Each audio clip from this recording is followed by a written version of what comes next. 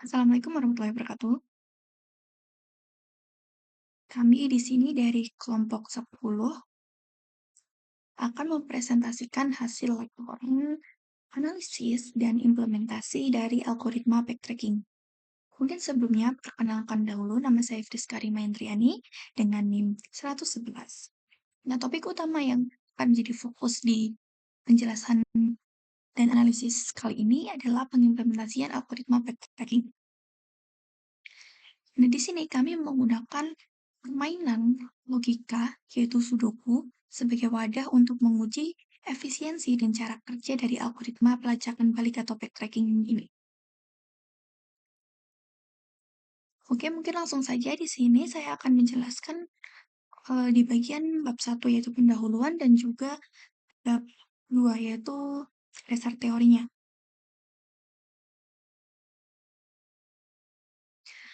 Pada bab 1 terdapat latar belakang di mana kenapa kita memilih Sudoku dan juga backtracking.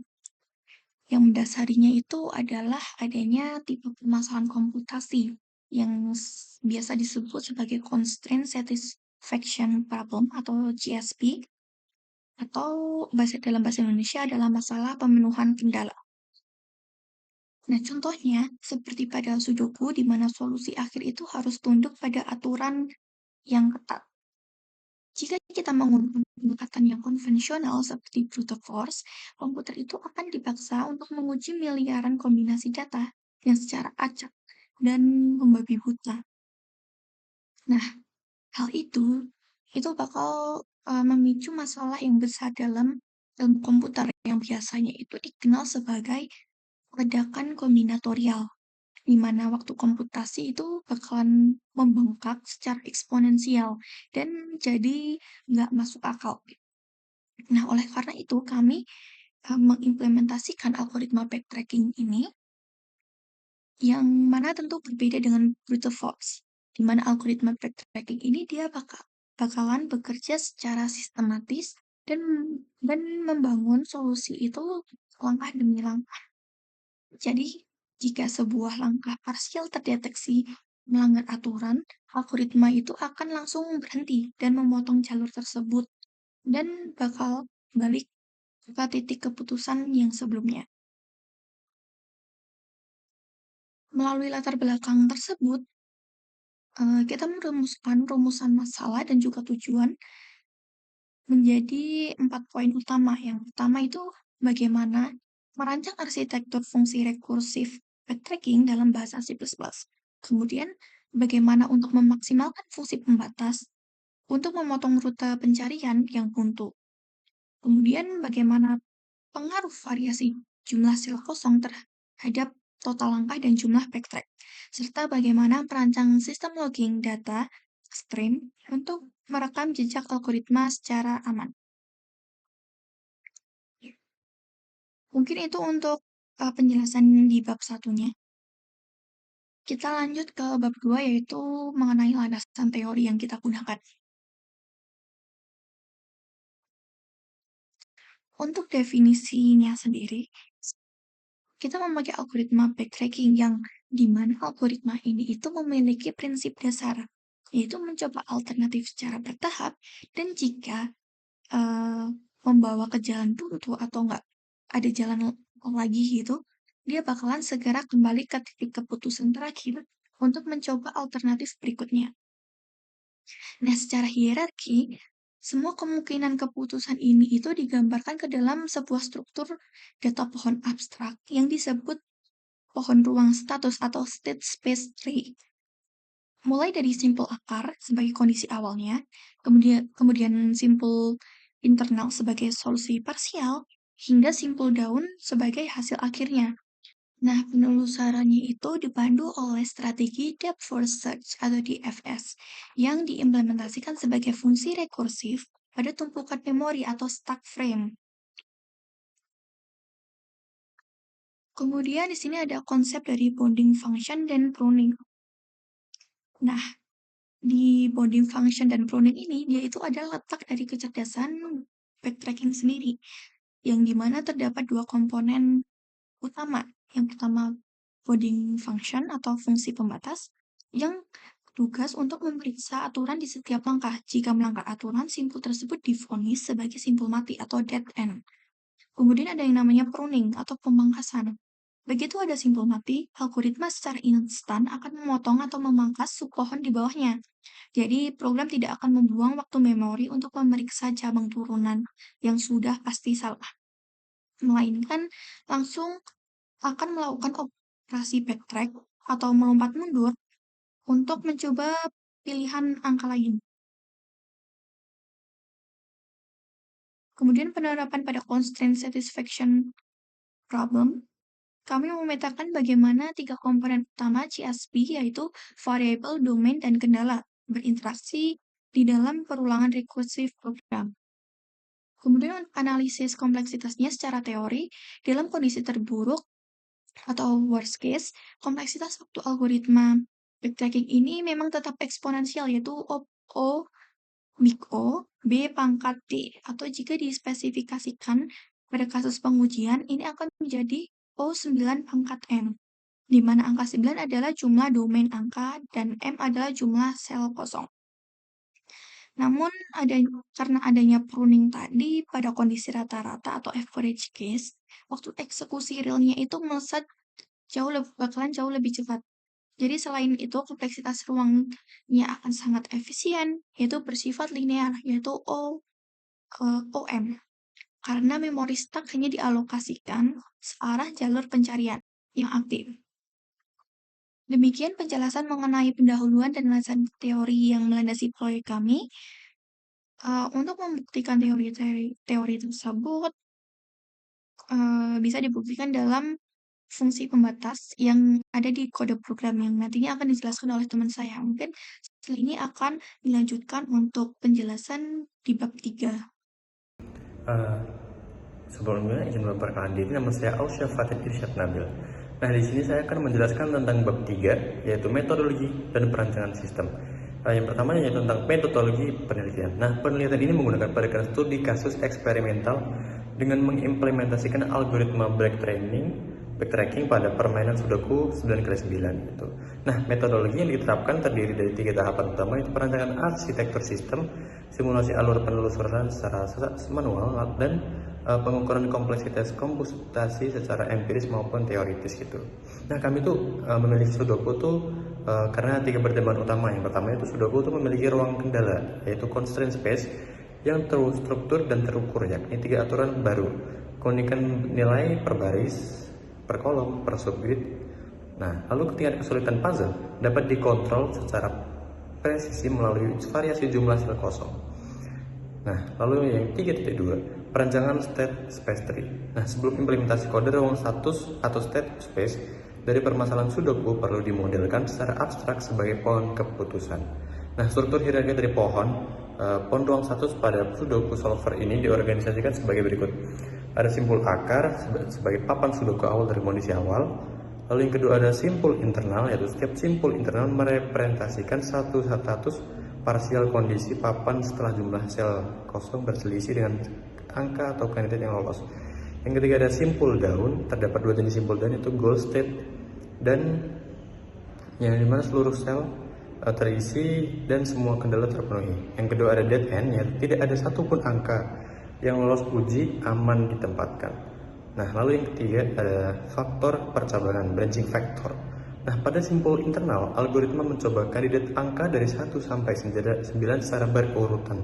Namun, tidak semua kandidat akan lolos pada fungsi pembatas.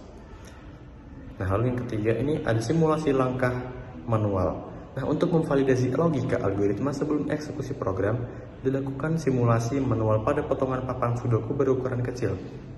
Nah, di situ saya tampilkan pada simulasinya ya. Misal kondisi awal baris 1 sebelum solving yaitu titik 4 titik 9 titik 83 gitu. Nah, di sini saya juga menampilkan pada setiap iterasi itu. Pada kandidat pertama cek baris 0 ada sentang, cek baris 0 nah itu. Lalu yang ketiga titik 3.2 itu ada pohon keputusan visual yang parsial. Nah, setiap cabang berlabel pun merepresentasikan operasi pemangkasan oleh fungsi aman ditempatkan. Nah, ini untuk skenario backtrack.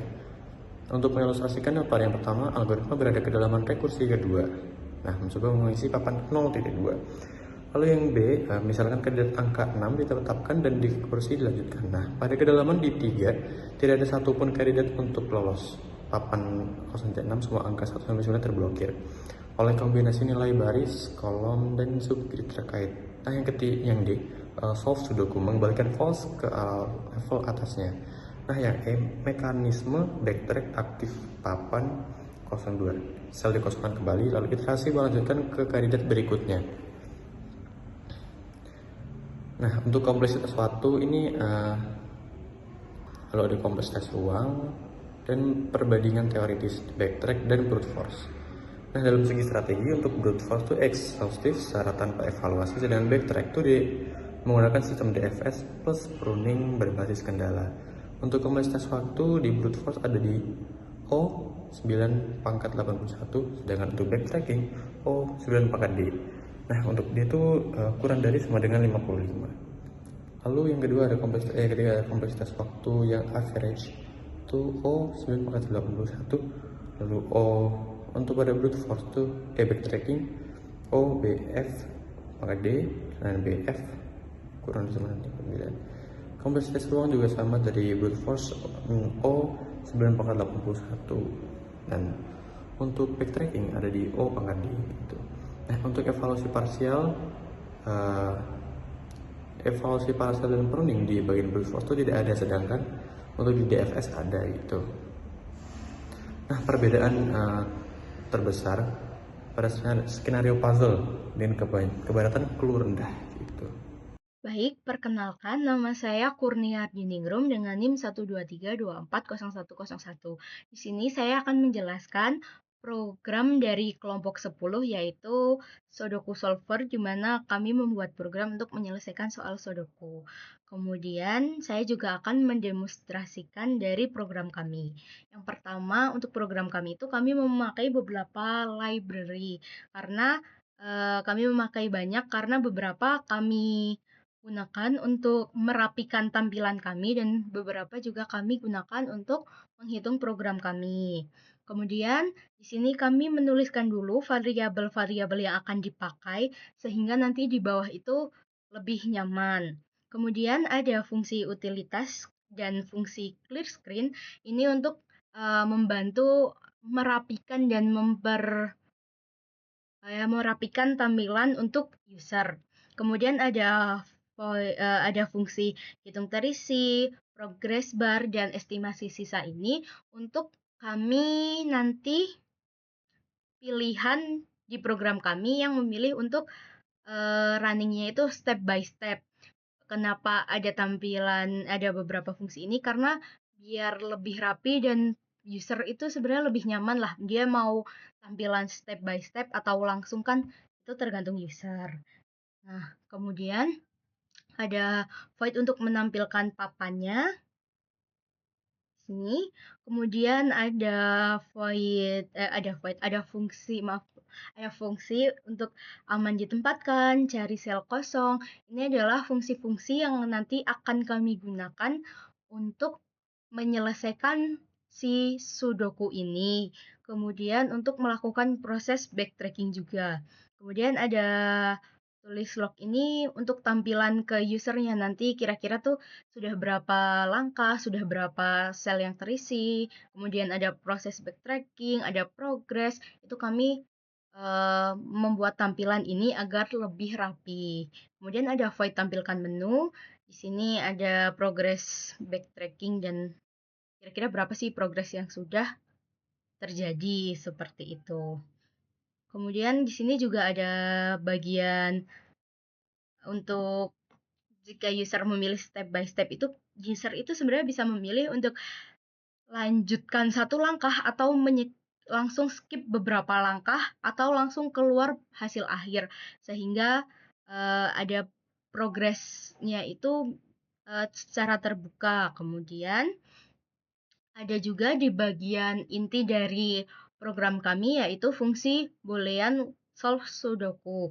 Di sini Pertama-tama untuk menyelesaikan masalah sudoku ini, kami memanggil fungsi cari sel kosong, di mana namanya saja cari sel kosong. Di sini kami mencari sel-sel yang masih kosong dan akan kami selesaikan.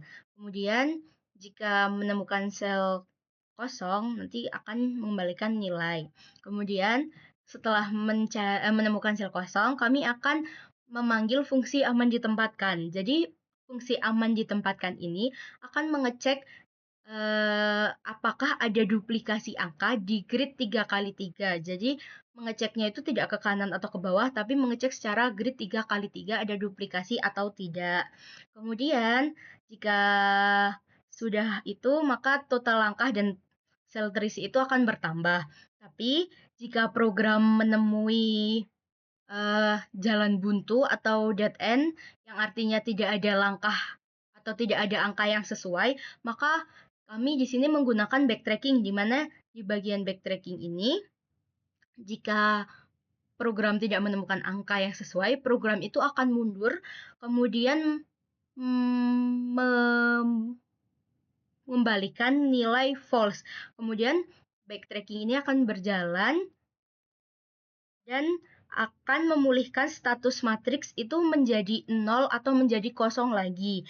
Kemudian variabel total backtracking itu akan bertambah dan akan bertambah terus sampai program akhirnya menemukan angka yang sesuai dengan soal gitu. Jadi jawabannya sudah benar, maka sebelum itu backtrackingnya itu dilakukan terus. Kemudian untuk fungsi solve sudoku ini kami menggunakan rekursi dengan pendekatan DFS atau depth first search seperti itu. Kemudian di sini kami juga ada pengecekan apakah isi boardnya lengkap seperti itu.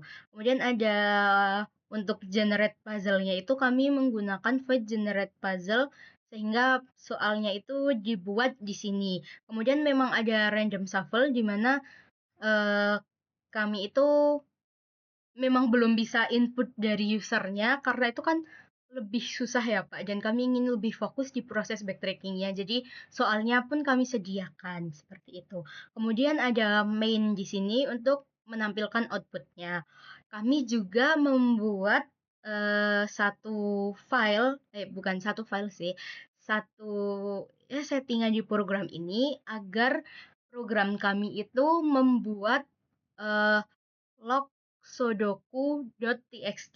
Kenapa ada log sudoku.txt? Karena di program kami itu kan ada pilihan untuk menampilkan semua langkah, dan jika semua langkah itu ditampilkan di terminal, itu akan memakan waktu yang sangat lama. Karena saya kemarin coba running untuk tahap yang sulit itu kan bisa sampai 50.000 penyelesaian. Itu kalau ditampilkan di terminal itu sangat lama, dan kami mencari cara dan akhirnya menemukan bahwa sudah kita buat log sudoku.txt ini agar program itu tetap bisa terlihat semua langkahnya, tapi untuk outputnya juga cepat.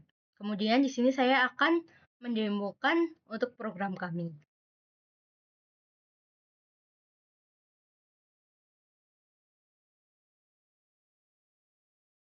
Nah, yang pertama di program kami itu ada pilihan kesulitan di mana mudah, sedang, dan sulit. Nah, pertama kita coba dari yang mudah dulu. Nah, di sini terlihat ada beberapa sel yang kosong, ada 30 sel yang kosong. Kemudian untuk mode tampilannya itu, kita bisa memilih untuk hasil akhir saja, step by step, atau menampilkan semua langkah. Kita coba dari yang hasil akhir saja. Nah, maka di sini muncul untuk papan awalnya seperti apa dan papan yang sudah diselesaikan seperti apa. Untuk total langkahnya di sini terlihat yaitu 56, total backtrackingnya ada 13, dan waktu pengecekannya itu total pengecekannya ada 277 kali. Kemudian kita bisa run lagi. Kita coba ke yang sedang. Di sini ada 45 sel yang kosong.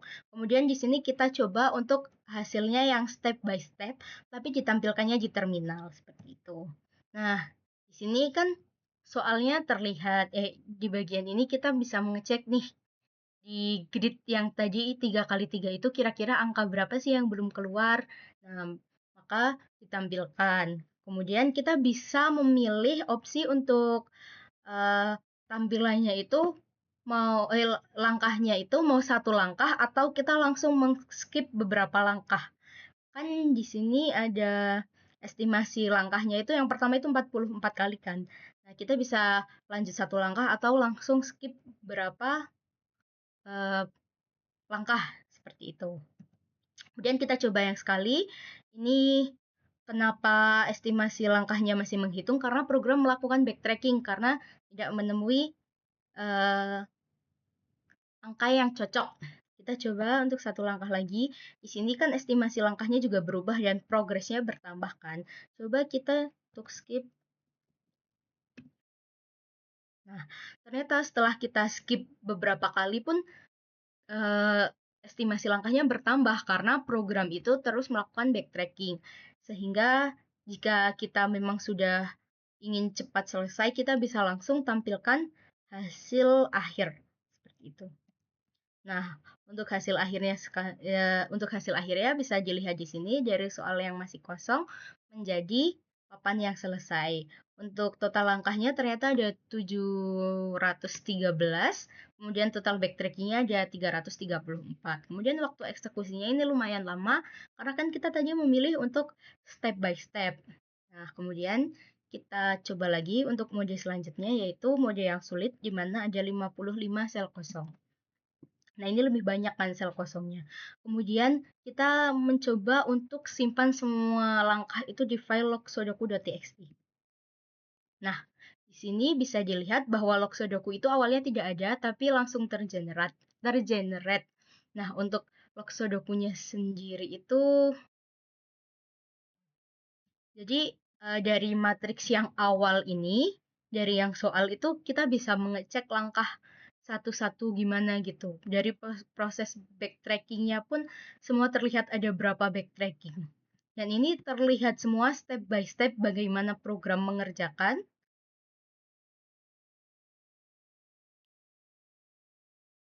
Nah, kemudian ada di statistik akhir itu ada menampilkan total langkah yang ternyata ada 655, kemudian total backtracking yang dilakukan ada 300 kali, dan total pengecekannya itu ada berapa kali gitu.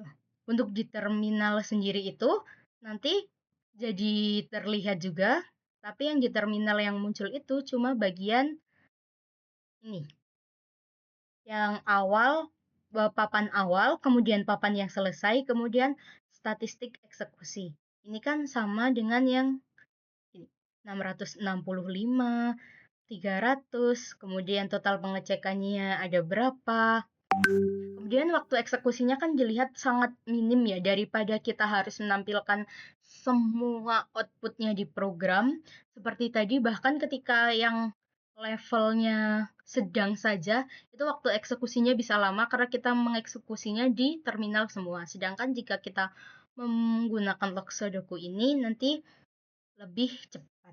Jadi program kami cukup sekian dan kemudian akan dilanjutkan oleh teman saya. Terima kasih.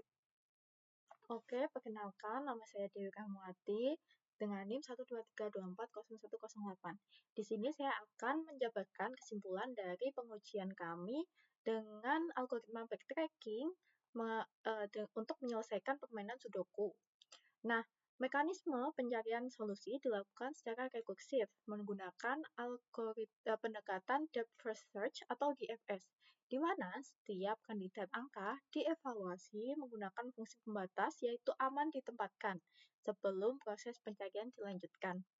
Nah, penerapan bounding function dan mekanisme pruning terbukti mampu meningkatkan efisiensi proses pencarian dengan menghentikan eksplorasi pada cabang yang tidak memenuhi aturan Sudoku. Nah, tidak seperti metode brute force, jadi ini tidak perlu memeriksa kondisi atau kombinasi yang tidak sesuai. Jadi pencariannya itu menjadi lebih terarah dan efisien. Nah, hasil pengujian itu tergantung pada tingkat kesulitan, yaitu mudah, sedang, dan juga sulit. Nah, semakin banyak jumlah sel yang kosong pada papan Sudoku, maka semakin besar juga langkah pencarian, proses backtracking, dan juga pengecekan validitas yang dilakukan. Nah, meskipun beban komputasi meningkat secara signifikan pada tingkat kesulitan yang lebih tinggi, nah algoritma ini tetap mampu menemukan solusi yang valid pada seluruh pengujian. Nah, selain itu, implementasi sistem logging menggunakan berkas log_sudoku.txt berhasil merekam setiap proses pengisian maupun backtracking secara berurutan. Jadi, fitur ini itu bisa menjabarkan langkah-langkah penyelesaian Sudoku tersebut, tidak hanya memberikan hasil akhirnya saja, tapi juga ada gambarannya mengenai proses-prosesnya. Seperti itu. Sekian dari kelompok kami, kurang lebihnya mohon maaf. Kami akhiri. Wassalamualaikum warahmatullahi wabarakatuh.